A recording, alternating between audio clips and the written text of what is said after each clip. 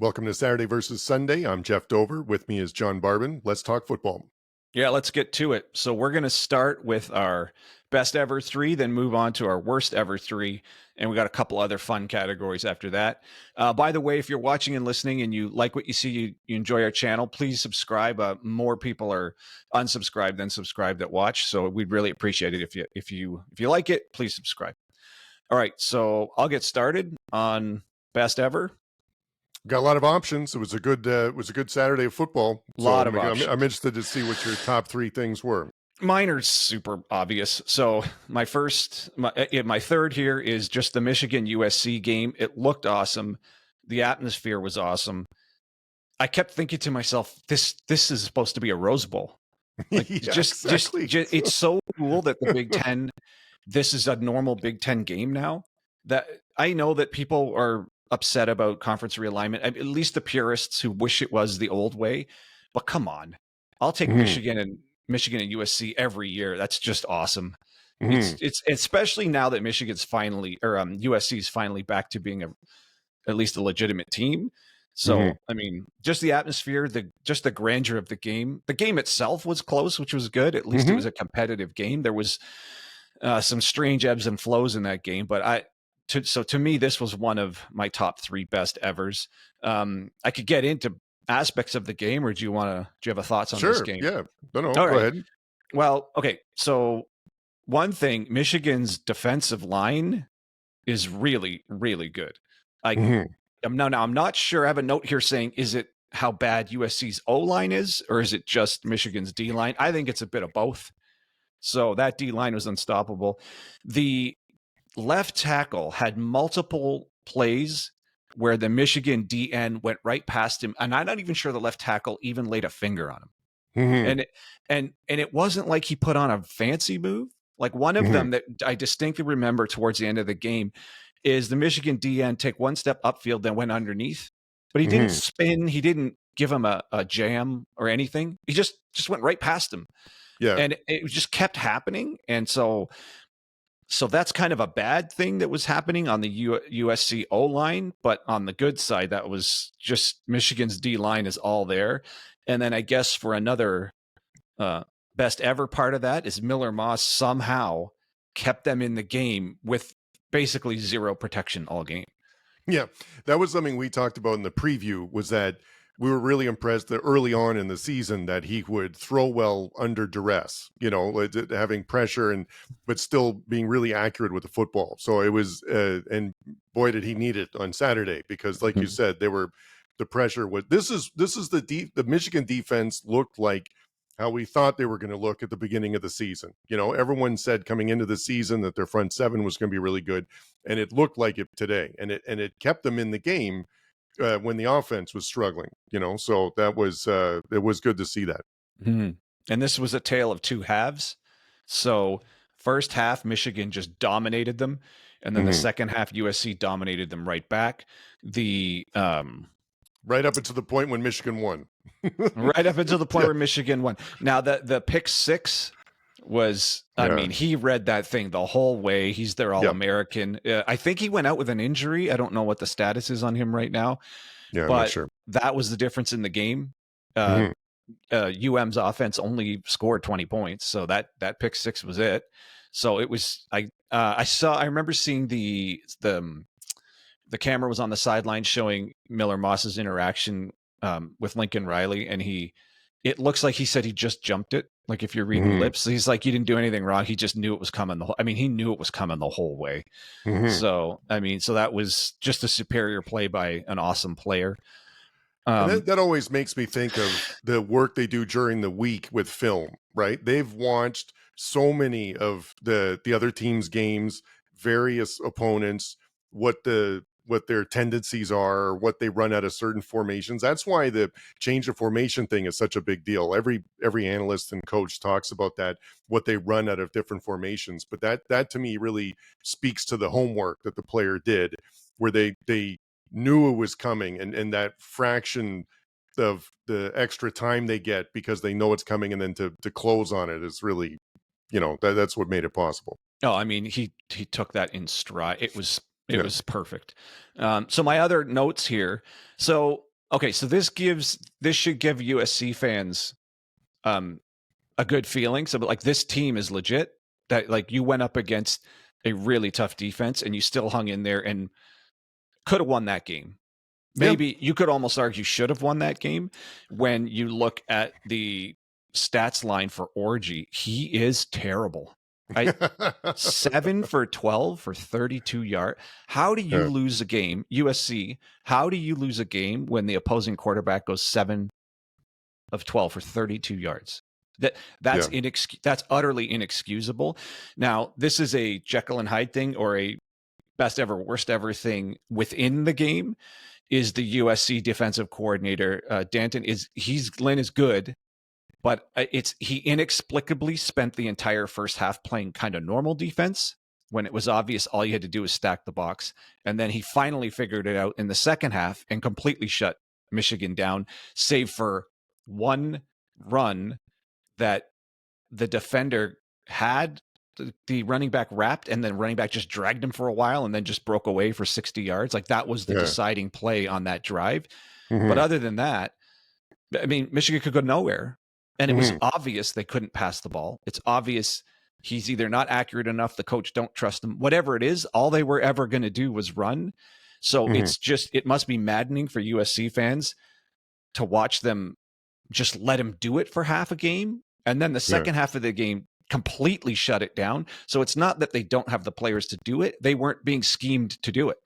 No, that's true. And it's the, I'm not done talking about this game. It might come up in another number we get to. Okay. But no, everything you said was right. And it's one thing when you have the running back that like drags someone and breaks away, and then that's what happens. But when you know that the other team is just running it makes it extra hard as a fan. It's really hard to watch that and not be able to stop it. So all right. Well, so let's throw it over to you for yours. Yep, number 3. So the best thing that I saw from the NCAA on Saturday was a combined effort from Florida and Florida State. So going into the week, there's talk about Napier being fired, and the team looked like they quit on him, the last game. But they played well against Mississippi State, and they looked like, and more importantly, I thought they played hard, which is really saying something. So either what Napier did this week or the players reacting, or, and it was the same thing with Florida State. Florida State was 0-3 after starting the season, supposed to be ranked 10th and a playoff contender. And they were down to Cal and came back to win, and that easily could have been 0-4 too, right? So that was really good for both of them to show that resilience and to show the competitive spirit, really, and and come away with wins, much needed wins. That's funny you put that as one of your best evers, because it was the honorable mention in my worst evers. Okay. And on the UF side, so indulge me on this take. Sure. On the UF side, I was like, oh no, a win is just going to extend the pain of getting rid of Napier. Like he's still got to go. This win doesn't change anything.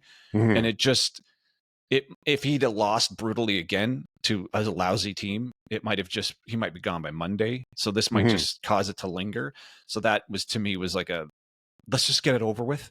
So that, okay. So that was why that game is, yes, for UF fans. I don't even know if UF fans can be excited about it, but I get your point. They actually showed up and played. Well, and they had, just to the point about the firing part, there was an interesting article on ESPN about that, where there's apparently some turmoil where the last president, with what they did, and then there's a new one in, it might have a change of board, and the AD has hired the last 2 coaches. So like they might be looking at the switch in that case. So the Napier thing is really just a piece of probably what has to change there. So timing wise, I don't know if that, you probably want to get those other pieces in place first before you make the change to head coach. So that to me, I don't know if he would have been gone even if they lost to Mississippi State, but I'm just the best part for me was that they just showed up, because it easily couldn't have. Right. Yeah, I get your point. That needs to be wholesale changes there from the top down. And then on the Florida State side, my potential honorable mention in the worst ever is the effort it took for them to beat Cal. No offense, Cal fans, but that shouldn't be that hard for you. Hey, Cal beat FSU. Auburn this year, so I know. We you know. talked about it. So, and as I was watching that game, I'm like, oh yeah, no, FSU just this is not a good team, and it takes everything out of them to beat Cal. So that's I can see how you consider it best ever because at least they showed up. But man, that's the positive part. It's just setting the bar really low for Florida State and UF. All right. What's your number 2 best thing? Number 2 best ever? Colorado. They're just fun to watch. Oh, I mean, I had all the way through that game, I'm thinking, yeah, this is just a limited team. They're a team built from the outside in, just really can't win, meaning they've got skill position, and then the lines are just like ho-hum. And, they're struggling with Baylor. Looks like they're going to lose the game. And I don't know why, but I kept the game on, even for the last 2 seconds. And now I had it on a multi-view, and I was like, okay, whatever. I'll just leave it on. Just Dina likes watching them. She's kind of into the whole Coach Prime thing. And she's like, no, let's leave it. And I'm thinking to myself, Dina, this is like a 1 in a million. Like this won't happen. But okay, no. We're here now. There's the TV's on, might as well. And then it happens. And he catches it. And again, it's a crazy sliding catch. It looks like he might have not got it, but he got it. And then I thought, okay, here we go. So this is just how Colorado games go. It's just bananas every single time. And then the overtime happened. And then Travis Hunter, that's the best player in college football. And it's not even close. It's not even close. Now his stat line, I don't know. He had 120 yards receiving. He doesn't have defensive stats because no one will go near him on defense. Right. But he also had multiple pass interferences where he could have caught even more. Like he could have gone for 180 in that game. And then he makes the game-winning play on the goal line, like with a perfect hit to dislodge the ball. And I even said to Dina, as soon as it went to overtime, I'm like, Travis Hunter's going to make the game-winning play. So it's somewhere here in overtime. And I mean, you couldn't have scripted that any better. Like to me, if he'd have maybe had a pick six or something else, that's the Heisman game right there. But that play right there just sums up how good that guy. I mean, he's amazing. I think it's almost better than a pick six because he's a really good tackling defensive back and good against the run, which is not, you don't say that about every defensive back, not even every good defensive back. You know what I mean? So the fact that it was the big tackle at the end to force the ball loose, and what he did that week. And the other thing I was going to say about this too was that, Colorado was down early in the first half. And so say what you will about Coach Prime and the way he runs stuff and the portal and stuff, but they stayed in it, and they came back, which not everyone does. So that was another, like you said, they're built from the outside in, and I'm stopping short of calling them like a good team, but it was because the deficiencies seem glaringly obvious, but you're right, they're fun to watch. So totally fun to watch. Do you believe Dover? Exactly. All right, what do you got for number 2?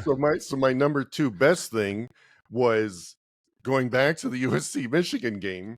I was really impressed on how both teams stuck to the game plan no matter what. Michigan was going to run the ball no matter what, and it absolutely did not work in the first half. And then it did. And they did. And because if I was a coach, I would have changed. I would have been like, this isn't working. We got to do something different. But they didn't. They stuck to it. And I think that's what allowed them to be in a position to win.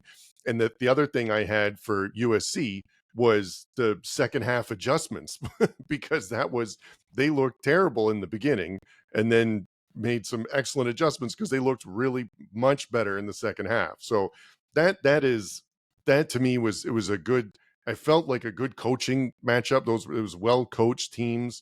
They was stuck with the game plans and executed what they wanted to do. Completing 7 for 12 is not good, no matter what any stat line. But I feel like they knew that going in, or that's what Orji is. He's an exceptional athlete, and they're gonna run the ball and they're gonna stick to that game plan because you can't just turn it on where it's just gonna throw through the air or something. So I was impressed. I was impressed at how they stuck to the game plan, but also the second half adjustments. Yeah, just live or die. If that's what you've got, that's what you've got, and it's either going to work or it isn't. All right. So for my number 3 best ever is the Number one, you mean, right? sorry, number 1 Yeah. is Illinois and Nebraska. So I know we got to go back a couple days, but I already put that in my top 10 games list. Yes. That was awesome the whole way through. This is finally Nebraska looks like a legitimate team. Illinois, legitimate team, and 2 really good quarterbacks like Nico Iamaleava, 4 touchdowns. Take a bow. Yep. And my other note is Dylan Raiola is legit. He's got all the tendencies of what's going to be a NFL type quarterback. He looks super poised, going through all the reads, just hanging in there, buying just enough time.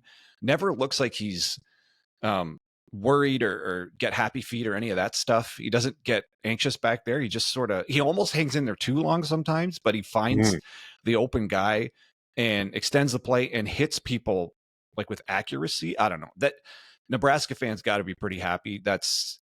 I have a note here saying, is this the best NFL looking prospect they've ever had? Like, I know they've had good QBs, but that back running the triple option, never truly an NFL prospect type looking guy. Not like this. I mean, this guy looks like one of the best quarterbacks in college already, and he's just going to keep getting better.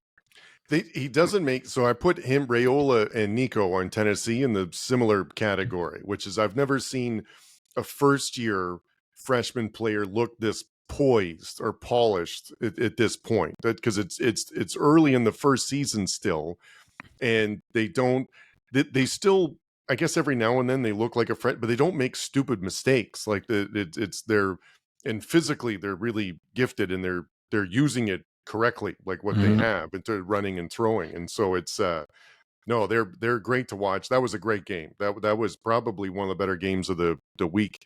And I liked it too when it was sort of going back and forth, and one team made a mistake and then the other team took advantage and won, and that's how it's supposed to be, right? It's not supposed to be a crazy comebacks or, like just a disaster and then the other team, gets away with something. Like both teams executed on offense and defense. And it was great to watch that. And you're right. Well, the Altmyer, that's Illinois. That was a good game. I like watching that one. The only disappointing thing for Nebraska is how easily they gave up the touchdown in overtime, and then how they didn't do anything. It was just like that. The overtime sequences didn't reflect how good the game was.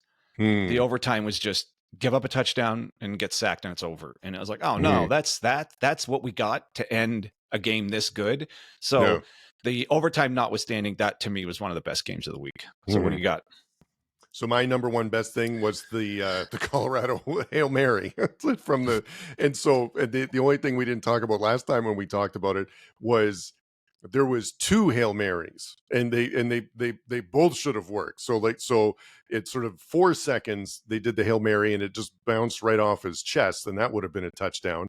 And then to do it again and then complete it in the end zone was I've never seen that before. Like it's rare to see, how many times at the end of the games people throw it up for Hail Mary and it just gets batted down or intercepted. And so to do it, to essentially execute it twice in the last 10 seconds was crazy. So I can't believe when the first Hail Mary and it just bounced off his chest, I was like, oh man, we were so close to having a great ending right there, and then they did it again. That's what I couldn't, that was the best thing to me. That was to be able to execute 2 Hail Marys essentially at the end, which is what they did to give a chance. That's the best thing I saw this weekend. Yeah. That's another thing I said to Dina. I was like, do you know how rare what we just saw is? Like 2 potentially successful that should have been, both of them should have worked. And I don't understand how he got that open on the first one that bounced off his chest. He had a couple of steps on his defender. What is Baylor? Do you think that's the end of Aranda? Yeah, that's a good question. They've sort of underperformed the expectations, and he was a good coach, and they were excited to get him there, but it feels like I don't know how much longer it's gonna last. Baylor should be better than this. They have the resources. They can recruit. There's just. And it was better. It was just a few years ago. It was looking good, and then something went wrong here. All right, so I've got Moving on to our worst category. Moving on to our worst category. I'm excited to hear your top 3 worst these things. are good ones. These are good ones. So number 3 on my worst is the state of North Carolina. Ooh. How about NC State and the Tar Heels giving up a collective 129 points and 8 turnovers? You couldn't get in your own. That's how bad is that? First of all, NC State is just terrible. Yeah. And Tennessee's win over NC State last week, we all thought was, Tennessee beat a Power 5 team. No, they didn't. They beat, I don't know what that was. That was Furman showing up in the NC State uniforms. Whatever that was, it was horrific. And then it happened again. So NC State's not a legitimate team, which is surprising because that team's always sort of shows up to play. Is Doran this doesn't usually happen. It hasn't happened for them in a while under him. So I don't know what happened there, but holy smokes, that was bad. I watched maybe, I don't know, barely the first quarter of the Clemson. Okay, Clemson, NC State. Oh, okay, NC State's going to have a bounce back here. They're going to show up. And within 10 minutes, they were losing by 28 points. I couldn't believe that's the fastest I've ever seen a team unravel. Yeah, and it's how it happened too. Like it's how Clemson scored. Like that, they made Klubnik look like Michael Vick. Like he just ran right past people, which I've never seen him do that. I mean, he's a good athlete, but not a like not a slashing quarterback running that like that. So that was it was how it happened. And same thing for UNC. It's that they gave up so many yards passing and running, and there was pick 6, and it was like they scored every way possible, and it's that's what's really surprising to JMU. So 70 points to JMU. I know. How do you even do that? I'm not finished talking about them either. All right, yeah. I mean, I want to stop short of saying NC State's is more excusable because Clemson has top 5 recruiting style players.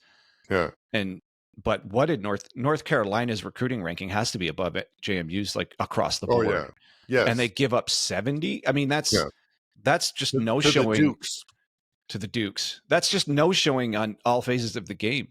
Yeah, it's 53 points at half. So with a coach who's won a national championship, and this is like this is where his heart is North Carolina. At UNC. It's awful. It was so awful. Anyway, so the state of North Carolina, big, that's a worst ever for me. If you watch the highlights of that game, the JMU UNC game, you gotta be there a while because they show every touchdown. And so it was the highlight package was one of the longest ones I looked at because it went on for days. All right, what do you got? Okay, so my number 3 worst thing that I saw in the NCAA this weekend was clearly an Oklahoma player faking an injury when Tennessee was running the high up-tempo offense. That drives me nuts. I get it. I get that it's, that's why that offense works when you can't sub and they get the first down and then they just keep moving.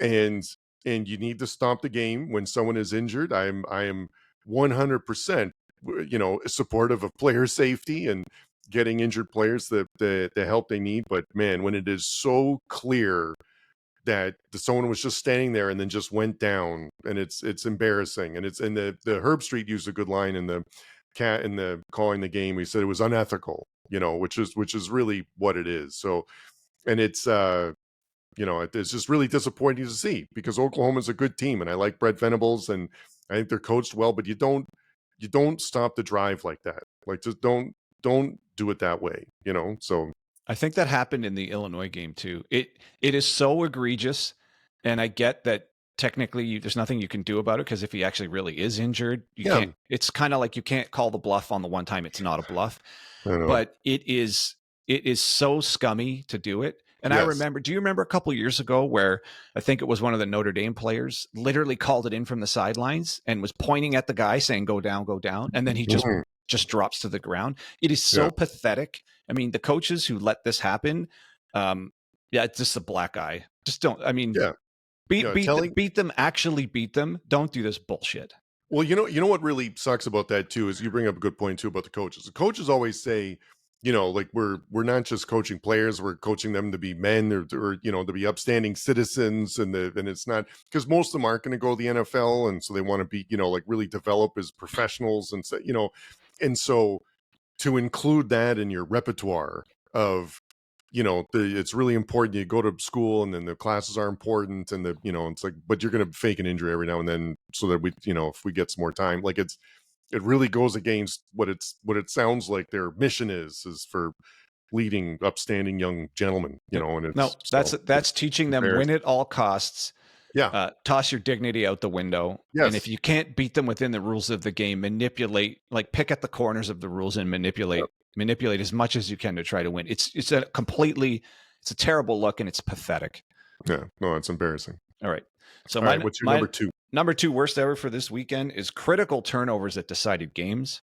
So Miller Moss's pick six, essentially decided that game, which I still had it on one of my best ever games, but God, that was bad.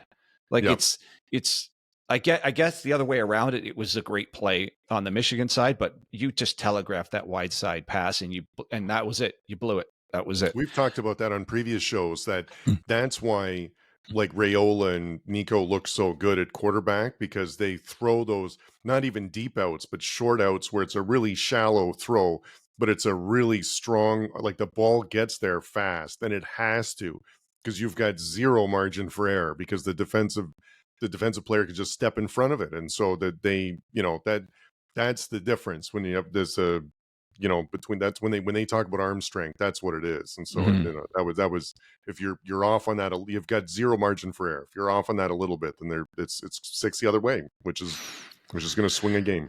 Mm-hmm. And next one's Jackson Arnold, 3 turnovers, got benched. He looks awful. And how good's the backup? That guy's their quarterback now. It's so first of all, hats off to Venables for benching him, because he was the number 1 overall rated QB, Arnold, and it's shown some pieces that have been good, but what's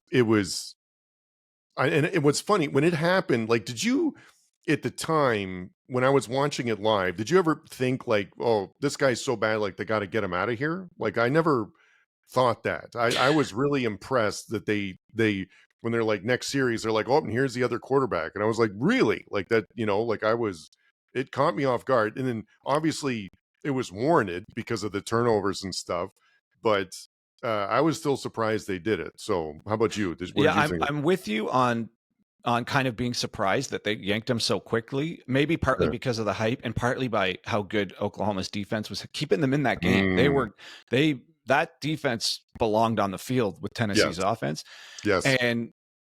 But then Jackson Arnold's stat line, even for the time he was in, was horrific. And the 2 turnovers were back to back, giving it right back as soon as they took it away. Yeah. Remember, he fumbled the very next play after they just took it away.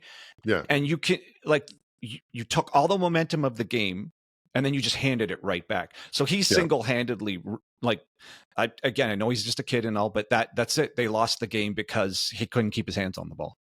Yeah, no, and it was that was, I don't see that very often when you get a turnover. Turnovers are big. So when it's a turnover, it's supposed to be a big momentum swing and stuff. And that lasted about 5 seconds because then they immediately give it back. And that is inexcusable. That guts you as a fan, when it's like we're down and we got the ball back, like we took the ball from them and then now we get to score and they don't, and it's it was a killer. I can't believe it happened twice like that. Oh yeah, like, give it right back. And then my critical turnovers. Now I know what happened in many games. I just listed some of the biggest games where they were super critical. Kansas State turning it over 3 times. That was brutal, just brutal. And it affected me more in my ratings here because I had them picked as one of my top teams in the Big 12, and they just came out and that was terrible. Like they just barfed all over themselves in that game. Yeah, no, it's the turnovers are killers, and it's you can't win games, if you turn the ball over, especially in your own end, and which is also what happened in Oklahoma too. So yeah, those are absolute killers. Okay, so my number 2 worst thing that I saw this weekend was the kicker not taking the life out of their team with a missed kick, and again, like you said before, they're just these are 20-year-olds and ish, and so don't want to pile on too much, but it's really hard to be a kicker, like you're expected to get it. You don't probably get as much praise as you should when they're really good, but when they miss, it's an absolute gut job. And so Nebraska, they had a chance. They had a kick with sort of 4 minutes to go, and they missed it to go up, and that feels real different then after that with when Illinois and that's what I was alluded to before when I said that they made a mistake and then made them pay. Like that was they missed the kick, and then Illinois came back and won it, and that feels really different if they're trailing at that point. And then same thing with Vandy. No one expected anything to be close. Vandy, Missouri, to be close at all, and it went to overtime, and they scored the touchdown to stay with them, and then missed the field goal. And Missouri won that. That was a terrible way to end it, and I felt so bad for Vandy, and it wasn't that hard of a field goal. Like it wasn't like a 55-yarder and with wind or something. It was 30 some odd yards. So just having the they don't get enough credit when they kick sort of the winning field goal, but man, do they take too much of the blame when they miss it. Well, that's ironic because that's my next worst ever. Is Is specifically that your number one? Yeah, specifically Mizzou and Vandy field goal kicking went collectively 5 of 10, and half of them were chip shots. Yeah, and I just thought, what are these teams doing? First of all, it's bad for two reasons, because Vandy could have pulled off an amazing upset if their kicker could hit anything. And then Mizzou, this should not have been this close of a game. No. And should have been able to put this game away. And they were both just pathetic kicking. I just couldn't. Every time either kicker missed another one, I can't believe it. Again, another one. So it was just like you said, just really bad field goal kicking. So Mizzou kept the game closer than it needed to be, and Vandy blew an opportunity to get a massive upset. So in both cases, it was a bad look on Mizzou and a very disappointing outcome on Vandy, all because the kicking was that bad. And it's not like they were trying to hit, and they actually hit some long ones too. It was just bad, no. missing makeable kicks, I guess. That's the worst part. A lot of these misses were makeable. That's the worst part. No, and when I go through the top 10 in college football, right, and I think about like which team doesn't belong, and I've got like Texas, Ohio State, Ole Miss, Tennessee, Miami, Penn State, and then Missouri. Like that to me is they do not belong with those other teams, and so it's they haven't played like it, and so I don't, we'll see how long they last in this run, but yeah, that was terrible. Gotta hit field goals. Yeah. So my number one worst thing that I saw this weekend was the JMU putting up 70 points on UNC. Like it was just so bad. It was, at home at UNC, and it was 53 at the half. That should not happen. It should not happen. And like we alluded to before, it was how it happened too. Like it was big runs and passes. When I was watching the very first score of the game was a field goal by JMU, which I assumed that every score would have had to have been touchdowns or something to get to that score. So, but the fact that it was, the first one was a field goal, that surprised me, because I just, I assumed that everything had to be touchdowns. But yeah, and at home, like just so hard. Just no. Giving up 70 points is not talent. That's effort. It's not scheme. It's not anything. That has to be effort. Yeah, it's a combination of stuff, right? It's efforts in there. The scheme obviously didn't work. It was the like not being in the right position. It was the other team showing up and you were not prepared for it. And it's the whole highlight package with JMU and UNC. JMU looked like they deserved to be there. Like they didn't look like just some team coming in for the paycheck and like they were ready to go and stood with them. And that's just so surprising. So really disappointing. All right. So I have an extra little side category here in the worst ever, and it's called moronic tendency. And it's this arrogant, I don't know, narcissistic thing where players drop the ball before they cross the goal line. Oh, And the man. BYU guy who had the most amazing play of the day, the 90-yard punt return, where he fielded the punt off a bounce going backwards towards his own end zone, goes across the whole field laterally, then runs it all the way back for a touchdown, and they have to go to review to see if he actually dropped the ball before he crossed the goal line. Yeah. And I thought that was, I mean, Deshaun Jackson used to do that in the pros, and various guys have done it. And I'm like, the coaches must be infuriated when a player does that. And I can't see why they do it other than just pure arrogance. And it's like, look at me type of attitude. Like if I was a coach, I'd be, you're off the team. If you cost the team a touchdown because you throw the ball away before you cross the goal line, Yeah. What on earth are you doing? Like, I still can't wrap my head around the mentality. All I can think of is you're so unbelievably arrogant that you don't need to show that you've made it even a foot into the end zone. Like it's definitely rooted in a utter focus on yourself. There's something, it's just, that's not a player I want on my team. Anyone who does that, get out of here immediately. Like you run into the end zone, you hand the ball to the ref. I'd make that a policy. And if you did this once, you'd be off the team.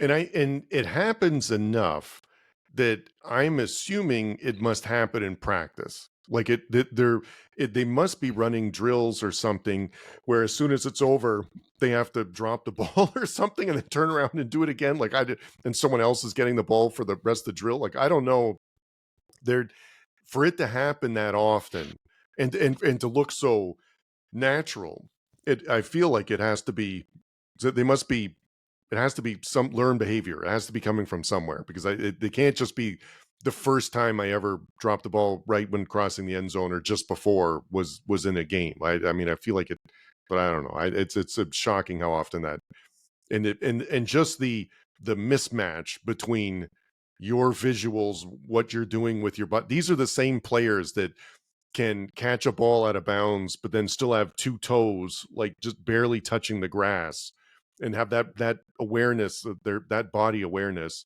But they're the same people that are dropping the ball before there's one line. The one thing you have to do is get over the line with the ball, and It's not a lack of amazing. awareness. They're doing it on purpose. There must be some insider thing of how shortly into the end zone can you let go of the ball and still get it. There's some arrogance to it. That's all it is. It's not. There's nothing to do with not knowing where you are. Clearly, you could just take 2 steps into the end zone, especially because he's not being tackled. This only ever happens when you're by yourself on a free run. So, it's definitely a look at me thing. And to me, that player should be kicked off the team immediately, no matter how good they are. If that's what you're going to do, you're going to cost us a game somewhere along the line, because clearly you care more about yourself than the team type thing. So just I can't stand it. That made me mad. All right. So I've got some little side categories to finish this off. So just, I'm going to kind of knock about and jump in here anytime you want. I've got most Iowa stat of the day. Brendan Sullivan, I guess an Iowa backup QB, 3 rushes for -2 yards and a touchdown. That's a good one. There's nothing else you can say about that. That's just good. That's Iowa stat of the day. Went back in time and scored a touchdown. Something like that. It was my goodness. I mean, they won, but the offense has not been fixed there at all. They're just an unwatchable team. All right. So then now I have Jekyll and Hyde. Aiden Childs, Michigan State QB, had one of the greatest scramble escapes for a 15-yard run to get the first down. And the very next play, he throws a back-breaking interception. So his ceiling is high and his floor is low. And it's just, you don't know what you're going to get. You kind of have to watch him, almost like a Jameis Winston sort of thing. But like right after he made that scramble, I actually had a note here saying play of the day ? And then he threw an interception. And then I was like, oh, no, this is Jekyll and Hyde category. Like he just, my goodness. And then the only other thing in that category is Michigan Wolverines, the team with such a dominant defense and such a limited offense. It's kind of like a Jekyll and Hyde thing. Yep. No, that's good. So the Boston College, another win, like we've talked about them before in the previous show, the sneaky good and playing well. Like they looked well coached, and they the quarterback can't throw very well, but they can run really well, and they're playing with what they have. They're putting them in the position to be successful, and running the ball, staying ahead of the chains, not because you can't go down in the game because you can't throw the ball to get back in, and you need to, have a good time of possession, so they run the ball effectively. So the Boston College is a sneaky good team. I also had hats off to Miami and Utah, right? Because those are not sure how this would have easily been a letdown game for Miami going to play South Florida and Tampa, but they looked amazing, and Cam Ward's incredible with over 400 yards passing. And Utah going on the road to beat Oklahoma State in a game it was a tight game, and Oklahoma State's a tough place to play. And this is the note I had about this one too, is that we weren't sure if Cam Rising was going to play, which I think has been said for every game now for over 2 years. Like we're still not sure if he's playing or not, and it's a week by week thing that hasn't changed, which is fascinating. So, but hats off to them for not doing it without Rising and at Oklahoma State. Yeah, my note for that is, could Cam Rising just collect his degrees and go on to be an engineer, doctor, whatever he is at this point with all of it? Just that's enough already. Like you've overstayed your welcome. Oh, yeah, and so I have Utah in my giving flowers section. I think they've kind of positioned themselves as the best team in the Big 12, especially after watching K-State. So disappointing about K-State. All over themselves. Oh, that's just a bad game. Oh, and looking at that game too, it's like the passing leader for the game was Jake Retzlaff with 149 yards. Like, so it wasn't, like they got 38 points, and it wasn't 300 yards passing, so. Yeah. All right. So I've got a quick run through plays of the day. One of them was the 90-yard punt return by the BYU player, who also almost made the worst play of the day by throwing the ball away, but he obviously did make it across the goal line. Ja'Cory Brooks on Louisville. Did you get eyes on this? This no, catch? I didn't. Oh, man. Okay. So when you get a chance, he's running down the sidelines. He's getting interfered with, like it's a full on pass interference, to the point where he has to do a 360 pirouette because he's sort of off balance looking for the ball. And there was enough, grabbing with the pass interference that he ends up spinning around one full 360, then makes the catch for a 60-yard touchdown. Wow. And it was just, in a week or two, Louisville might be on the radar here. We got to put them on they're on the radar now. All right. So that was, I kind of put maybe play of the day, because then I also have a catch of the day, which was Colorado Baylor, the Baylor receiver Baldwin, that layout catch in the end zone. You just can't get any better than that. Like a full layout for a touchdown. That's as good as it gets. I'm always amazed how much they hold on to the ball, right? Because it's to have your arms extended that much, and then and catch it and then hit the ground, but then hold on to it is. Jeff, that's why they're receivers and we're not. Yes, I know. I could never do that. And then I have heads up play of the day. Woody Marks stripping the ball from the Michigan lineman after the turnover. So he not only did he tackle him, but he just took the ball right back. So that was a game-changing type of play too. Like that single-handedly kept them in the game at that moment, because that was the crushing turnover that could have ended the game for USC and just sealed it for Michigan. And then what a heads-up play. I mean, that's heads-up play of the week for me. Yeah, no, that's something that they do practice. I know the teams do practice. Like, the offensive players don't practice tackling, but they do practice stripping the ball, because for times exactly like that, where there's a turnover or quick change, and then you have to, like that. Because the defensive player is not used to carrying it with really good ball security, So and he's a much larger man who's probably stronger, but obviously there's a technique to holding the ball correctly, and Marks took it away from him, like taking candy from a baby. And then, so I have a quick, just to finish off here, we got to give some flowers here. So as you said, Utah, I think showed that they're probably the best team in the Big 12. Kind of a gritty game, but to me, that was relatively strong Utah statement. Yes. Classic Utah. Good defense. Don't do anything stupid. Move the ball just enough, BYU starting 4-0 for their first Big 12 season. So you got to give them flowers for that one. Yep. Vanderbilt just taking Mizzou to OT. I mean, we already covered it, but that's you got to give them flowers for that. Nico, big win in a real environment against a real defense. So he's he looks every bit the part. And then same thing with Raiola, looks every bit the part. Even though they lost, he specifically looked good. And then Alonzo Barnett, 5 TDs for JMU. How can you not give some flowers to someone who throws for 5 TDs? So, I mean, that's what I got for this week. Yeah, no, it was really good. It was a great day of NCAA football and some, great games and good performances. And I was glad we could carve out the best and the worst things from the day. I can't see how the NFL is going to beat this, but we'll find out. We'll find out. We're turning more into the Saturday ... Sunday podcast. Yeah, yeah. Well, it's again, we're just about entertainment here, and this was pretty entertaining. All right, so I think that's a good place to leave it. Stay tuned for our next episode where we cover the NFL. We'll see you next time.